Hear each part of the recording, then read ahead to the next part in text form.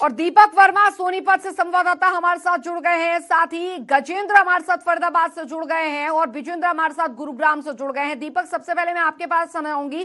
फिलहाल लगातार हम सोनीपत की बात यहां पर कर रहे हैं क्योंकि जब से ये रेड जोन में आया है, रेड जोन में शामिल हुआ है ये जिला, लगातार मामले सामने आ रहे हैं और अब ये और भी मामले जो है संक्रमण के वो सामने आए हैं। फिलहाल अभी क्या व्यवस्था है वहां पर? जी, सोनीपत में लगातार मामले सामने आ रहे हैं। सोनीपत में कुल संक्रमितों का आंकड़ा 100 हो चुका है। व्यवस्थाओं की बात करूं तो सोनीपत में वही व्यवस्था है जो पहले दिन से शुरू थी। यहाँ पर नाकाबंदी चौक चौराहों पर पुलिस ने की है। अलग अलग लोगों को रोक कर वाहन चालकों से पूछताछ की जाती है।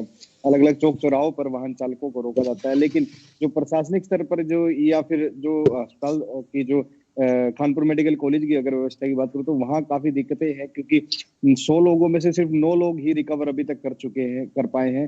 तो जो कि बहुत ही कम संख्या में रिकवरी का रेट है। इसके अलावा जो अन्य जो काम है जैसे प्रवासी मजदूरों को जैसे भोजन का उपलब्ध करवाना है वो भी काफी कम संख्या में प्रशासन द्वारा हो पा रहा है। जी, चलिए लौटेंगे आपके पास दीपक का। फिलहाल गजेंद्र के पास हम रुक करेंगे। फिलहाल गजेंद्र, फरीदाबाद में तो ये मामले और भी ज्यादा बढ़ गए हैं। अब सवाल यहाँ पर ये है कि लॉकडाउन हो रखा है, सोशल डिस्टेंसिंग का बार बार जिक्र किया जा रहा है। कई तो रेड जोन में शामिल यहाँ पर इलाके हैं, कंटोनमेंट जोन में स्थापित ये इलाके हैं कई तो फरीदाबाद में। बावजूद इसके नए मामले अब सामने आ रहे हैं। रिकवरी रेट क्या कुछ है अभी?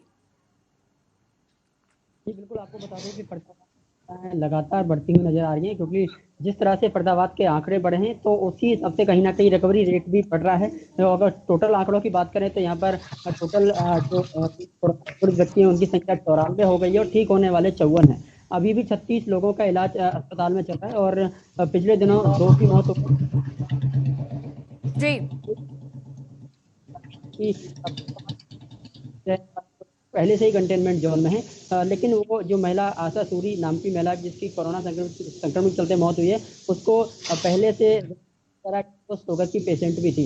लेकिन फिलहाल सबसे बड़ी बात यह है कि उसके पूरे परिवार होम आइसोलेट किया हुआ है और पूरी तरह से सेक्टर 28 में कंटेनमेंट किसी की आवाजाही बंद कर दी क्योंकि फरीदाबाद सेक्टर 28 से कई सारे मामले सामने आ चुके हैं। इसलिए कहीं ना कहीं संक्रमण बहुत ज्यादा फरीदाबाद सेक्टर 28 में देखने को मिल रहा है। अगर बात करें पूरे फरीदाबाद की तो फरीदाबाद में लेकिन पर्यटन होने की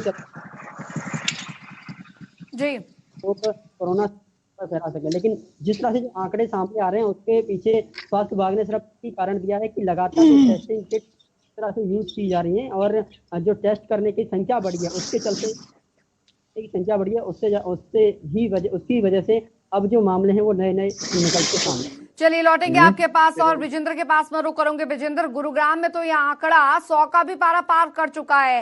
अब हालात इतने ज्यादा बिगड़ गए हैं, वो भी लॉकडाउन के समय में, तो आगे जब कुछ हद तक छूट दी जाएगी तब क्या हाल होगा?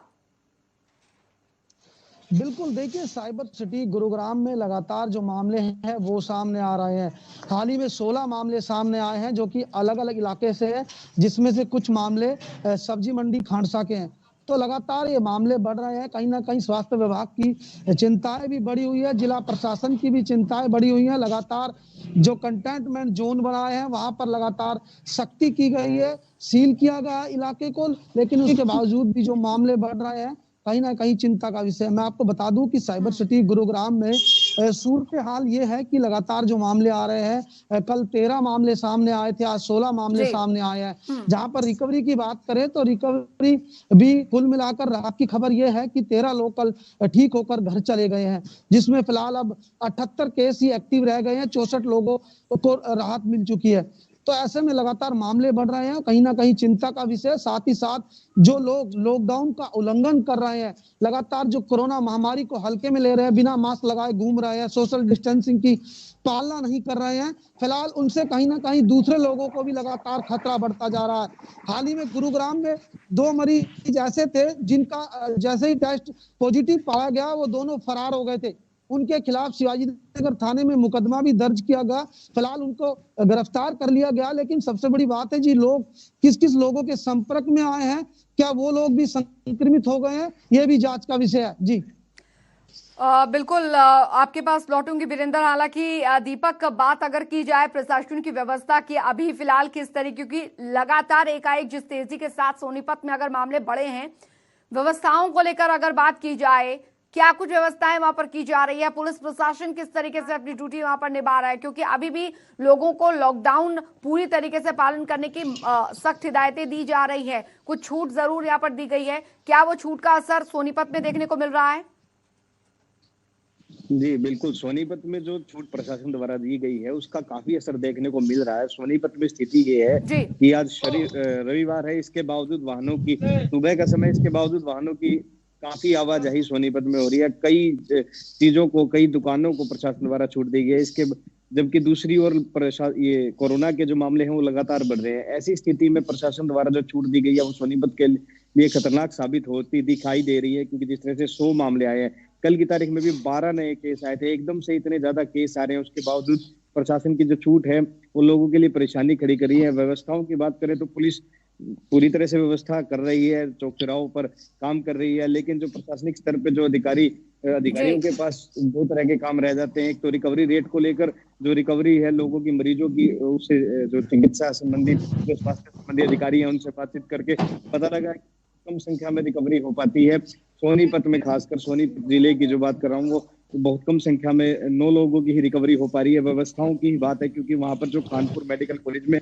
पौष्टिक आहार की काफी कमी बताई जाती है, इस वजह से रिकवरी दर काफी कम है। और जो दूसरी जो व्यवस्था रहती है, जो मुख्य व्यवस्था है सोनीपत प्रशासन की, मजदूरों को, प्रवासी लोगों को या भूखों को, जरूरतमंदों को खाना पहुंचाने की, उसमें भी सामाजिक संगठन सहयोग कर रहे हैं। इसके बावजूद कई ऐसी जगह रह जाती है जहां पर मजदूरों को, श्रमिकों को भोजन नहीं मिल पा रहा है। तो व्यवस्थाओं के मामले में प्रशासन बिल्कुल अपनी जगह पर खरा नहीं उतर रहा है, कहीं ना कहीं कमी रह ही जाती है अधिकारियों की। जी चलिए, बहुत बहुत शुक्रिया दीपक आपका, गजेंद्र आपका और विजेंद्र आपका भी बहुत बहुत शुक्रिया इस तमाम जानकारी, इस तमाम